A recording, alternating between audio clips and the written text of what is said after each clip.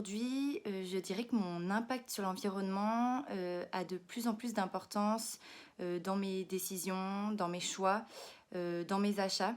Puis j'essaie vraiment d'avoir un acte d'achat ou un acte de consommation en conscience.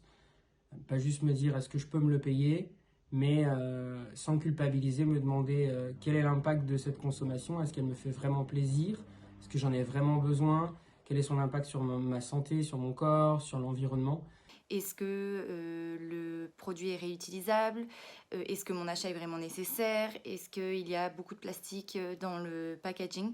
Je préfère utiliser des sacs en tissu plutôt que des sacs en papier. Et je m'oriente naturellement vers des produits bio avec des packagings recyclés, recyclables et, si possible, rechargeables. Alors j'avoue, je n'y suis pas encore, mais c'est une transition qui est en cours. Je suis allé au-delà ces dernières années en arrêtant par exemple la consommation de poissons issus de la pêche commerciale. Ça, c'est un impact, c'est un vrai sacrifice dans la vie un peu tous les jours, au quotidien, dans les relations sociales. Et je pense côté sociétal, je me suis aussi engagé ces dernières années dans une association qui s'appelle l'Équipé et qui permet d'aider de jeunes défavorisés lycéens à pouvoir trouver leur voie dans le supérieur. J'ai eu la chance de beaucoup voyager et d'aller dans des pays comme en Inde où on voit des montagnes de déchets, qui font peur. On voit également de plus en plus d'images choquantes sur les réseaux sociaux. Au cours des voyages, quand on voit des superbes paysages et qu'on se dit que peut-être que dans 10, 15, 20 ans, ils ne seront plus là, c'est vrai que ça fait un peu un choc. Pour ce qui est de la question de l'urgence climatique, ma prise de conscience a été beaucoup plus récente et remonte au moment où j'ai pris connaissance d'un mouvement qui s'appelle l'Affaire du siècle. C'est un mouvement qui réunit 4 organisations de protection de l'environnement et de solidarité internationale et qui a porté plainte contre l'État pour son inaction face à l'urgence climatique. Quand j'ai pris connaissance de ce mouvement, je me suis abonnée à leur newsletter et à partir de ce moment-là, j'ai reçu des informations avec des données factuelles et chiffrées très inquiétantes. Il y a quelques années, j'ai visité une propriété sur laquelle j'avais l'habitude d'aller quand j'étais petit. Donc je l'ai visité avec un forestier qui m'a expliqué qu'en fait les essences d'arbres et notamment l'espèce de chêne qui était plantée aujourd'hui n'était plus la même que celle qu'on trouve aujourd'hui dans la région et qui est endémique. Cette espèce ne s'adapte pas bien au changement climatique.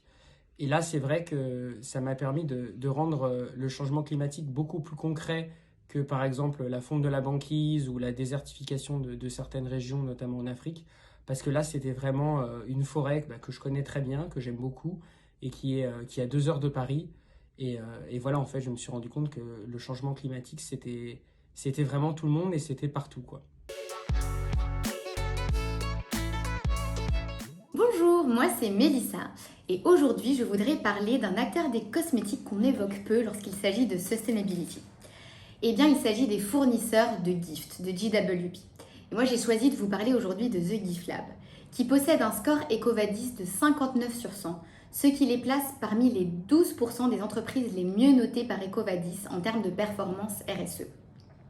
Ce score comprend l'environnement, mais également tout ce qui est droit du travail et droit de l'homme, mais également tout ce qui est éthique ou encore approvisionnement sustainable.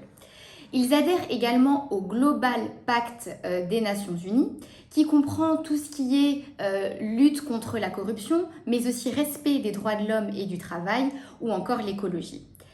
Cet acteur propose des matières très écologiques et parfois peu connues, comme le charbon de bambou, ou encore le coton bio recyclé, ou encore la coque de riz, ou encore les coquilles d'huîtres. Donc vraiment un panel très développé et parfois des matériaux peu attendus. Pour notre côté, GK Concept, on fabrique donc des expériences retail technologiques, donc les technologies, l'immobilier, l'agencement des magasins.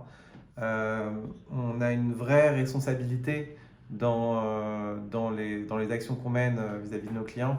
Donc on les accompagne pour qu'ils puissent comprendre quel est l'impact environnemental de ce qu'ils produisent, des produits qui veulent sortir sur le marché.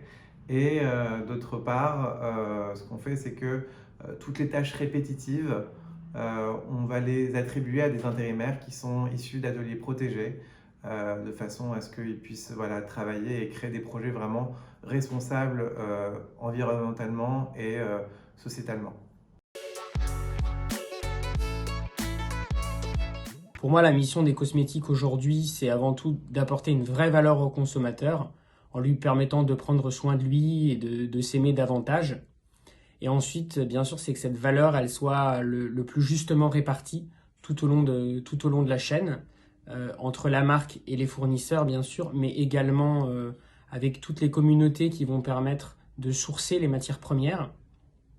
Et ce qui est très important aussi, c'est que le business model prenne vraiment en compte toutes les externalités en termes d'impact sur l'environnement et propose donc des matières qui soient naturelles, qui soient sourcées de façon durable et qui soient peu ou bien transportées et qui soient emballées le moins et le mieux possible. Je pense que si on devait parler de mission vis-à-vis créer un monde meilleur, on ne devrait pas parler tant de mission que de responsabilité. Et je pense que la chance qu'on a aujourd'hui, c'est que l'efficacité de l'argument marketing va de pair avec le respect de l'environnement, avec l'action pour créer une société qui soit meilleure. Et ce que j'aime beaucoup et ce que je pense que beaucoup de personnes apprécient avec notre secteur, c'est qu'il est extrêmement engagé, qui va au-delà de son secteur, qui va essayer de protéger les récifs coralliens, certaines forêts, qui va s'engager dans des ONG. Et donc, je pense qu'on doit vraiment endosser cette responsabilité toujours plus. Et l'histoire, plus tard, nous en sera, j'en suis sûr, très reconnaissant. Pour moi, la mission du secteur des cosmétiques, c'est de réduire, de diminuer son impact sur l'environnement, mais aussi de faire changer les comportements, car c'est un secteur qui est dynamique et qui a beaucoup d'influence, donc qui a les moyens de faire changer les choses.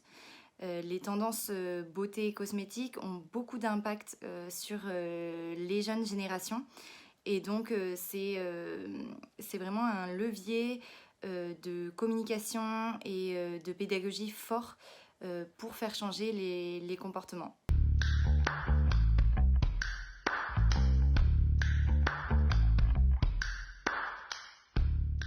Trop cool, les gens aiment trop les backstage. Et Mais si tu veux, vous pouvez me filmer là pendant que si quelqu'un veut filmer pendant que je me prépare. c'est fait.